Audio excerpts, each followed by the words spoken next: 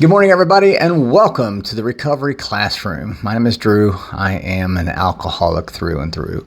We want to welcome you to this platform here today, regardless of what your addiction may be. You are absolutely welcome here. We support your pathway to recovery, and whichever pathway it is that you choose, we are here to help, and we definitely want to make sure that it works for you. This last week, it has been absolutely, I'm still coming off the pink cloud from this last weekend, from our crosstalk meeting Friday night, which we had just great dialogue, and then of course Saturday morning our Q&A session, and then Saturday night I got to share my experience, strength, and hope, my lead with some folks at the 28-day facility that we visit regularly, and then it's just been a whirlwind of emotions. There's of course, I've been talking with some of you guys, via text and messenger and all that. And so there's just been a whirlwind of emotions and a lot of great topics of conversation. A couple the crosstalk topics that we did get to. What's your when you're lacking motivation? Remind yourself: discipline now, freedom later. The labor will pass and the rewards will last. Have you felt this in your recovery? Was the question. And I felt it early on in my recovery. I felt it practically damn near almost immediately in my recovery. When I started my sober journey, if you will, my recovery journey in July of 2021, it was just within, 30, 60, 90 days. I mean, I could already tell a huge difference. And there's pictures out there.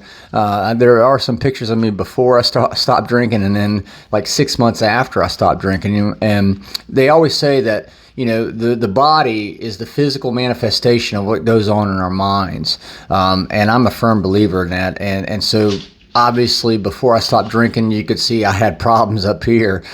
6 months after I stopped drinking, you could see the problems were starting to be resolved. And it was through the program of action known as Alcoholics Anonymous. It was through connecting with like-minded individuals. It was through finding my higher power. My higher power doesn't have to be yours, by the way. So. And then the other topic that we didn't get to on Friday night was redemption. And every day I wake up and I've been redeemed. I've been given that second chance. I've been given the opportunity to go and prove myself wrong. I'll explain that here in just a minute when I talk about my lead. But every day I'm given redemption. I have the chance to keep making things right or to keep doing things right. And when I say keep doing things right, I mean keep doing the next right thing. And if I can't keep doing the next right thing, I do the next thing right. So redemption is a daily reminder. I'm reminded every day that I'm not supposed to be here. And so I want to be thankful for the opportunity that I have. And that's a great segue. We were at the Waffle House. Yes, my fascination with the Waffle House. We were at the Waffle House, and I walk in and I share, or I get to order the same thing time and again, my 3-egg omelet. Eric and all them guys are probably just cringing right now. I get my 3-egg omelet. And, so anyway, I ordered my omelet, started eating it, and ordered my second omelet, started eating it, and the second one, the ham was bad. And the lady just happened to be right up there at the counter whenever I bit into it, and I spat it out real quick, and I said, "Oh my God, that ham's bad." And she goes, "Really?" And I said, "Yeah." She goes, "Well, here, let me have it." She said, "I know you never complain." What? She said, "I know you never complain, so something must be wrong with it." And I was thinking about when she said that, I didn't. I mean, that was a knee-jerk reaction when I, spat out my food because that one piece of ham was bad. But I started thinking about it. She's right. I don't complain because I don't want to. I can sit and complain all day long about the things that are going wrong with my life, but I am too thankful for the things that have been going right in my life because, again, I'm not supposed to be here. And that's where that redemption comes into play, right? I know I am reminded constantly I should have been dead by the end of 2021, but yet here I am, still alive and kicking. just not kicking very high, but that's okay. Still alive and kicking, and I'm thankful, sure I could sit and complain. Sure I could sit and focus on all the things that are going wrong in my life. Oh, this is happening, or oh, that's happening. And sometimes, don't get me wrong, sometimes it's easy for me to get caught up in this, but I have to stop.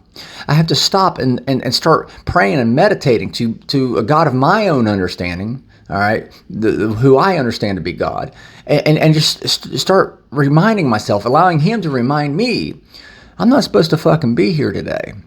And that's one thing, that's one reason why I don't complain a whole lot about stuff. I mean, shit, a tree fell through my house, or whatever has happened, okay, I could sit and complain, but that's what I did for many, many years, and look where it got me. It got me at the bottom of a bottle every single night. I don't want to go back to that. Speaking of going back to that, over the weekend, I was talking with a friend of mine from Kentucky, and she talked about location, and I thought about, I remember trying everything, and I've said this 1,000 times. I tried everything to stop drinking. I'd given up hope because I had physically tried everything, changing my brand, changing my times, setting myself rules and guidelines in which I could or couldn't drink. And all those rules and guidelines started slipping. I remember one thing I looked forward to was changing my location. That's what she shared with me. Changing my location. Everywhere I went, though, if I was in Seattle or Los Angeles or Jersey or wherever, Florida, everywhere I went, the problem came with me. And the problem wasn't my booze. The problem was this up in here. This came with me. See, I didn't have a drinking problem. I had a thinking problem. And it wasn't until I learned to start changing my thinking. It wasn't until I learned how to start sorting these thoughts out in my head through prayer and meditation, through connecting with like-minded people. That's when I started seeing the results from up here being displayed out here. And it brings me to another topic. I got to share my experience, strength, and hope, as I mentioned in my lead on Saturday night. And it was absolutely incredible for me, because the whole theme, as I look back and even looking at my notes, the whole theme was impossible. And I remember back when I had tried to quit drinking. I tried everything to quit drinking, and me being able to stop drinking, that was impossible. Me being able to do the things I used to do 20 years ago, that was impossible. Me being able to run around my block, just run, that was impossible. Much less, definitely not running under 8-minute miles. Me fitting into a size 30 jeans, that was impossible. Time and time again, every day I wake up, I am reminded I have another opportunity to prove myself wrong. And I've done those things unintentionally. It was through the strength of my higher power, through His grace and mercy. But I remember back in January telling Lance that I would never wrestle again. Then I said, I better never say never. So, I told him it was impossible, but I'd never wrestle again. Never say never. And I said, okay, well, lo and behold, here we are. September came, and I've wrestled a match that I hadn't wrestled. I hadn't done that wrestling in 22 years. Within 6 months of me getting sober, I had lost 65 pounds almost, by the end of 2021, rather than losing my life and going into the grave. I had fit into a size 30 jeans. I had ran, 5, 6, 10 miles.